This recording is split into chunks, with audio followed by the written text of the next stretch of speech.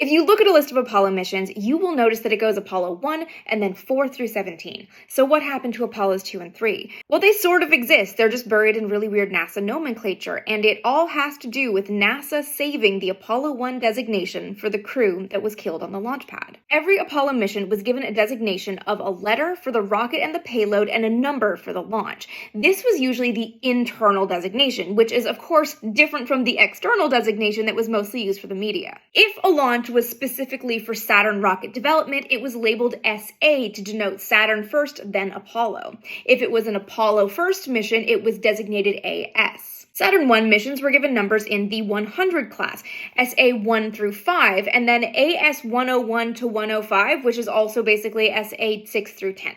The Saturn 1B missions were designated AS and then a 200 series number, and then Saturn 5 was AS 500. It ended up getting really wonky. A mission that was internally SA-203 was externally designated AS-203 to indicate to the media that it was part of the Apollo program. AS-204 was Apollo 1. It was launching on a Saturn 1B rocket, but after the crew was killed, their wives asked that they retain that mission so that they wouldn't be overwritten by another crew. NASA decided there were two ways it could proceed in naming missions. One was just to go sequentially, just name the next mission Apollo 2. The second was to rename some past Apollo support missions. So technically, AS-202, which was a checkout flight of the Apollo command module with no crew on board, and AS-203, which was a flight without even a spacecraft, it was an S-4B test flight, became Apollos 2 and 3, which is super weird because they launched in 1966, the year before the Apollo 1 crew was killed. So NASA never fully renamed them. They're sort of known as Apollo 2 and 3, but the next mission that launched was the first flight of the Saturn V,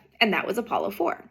So that's a really long answer to a question that most people don't have, but I'm going with it.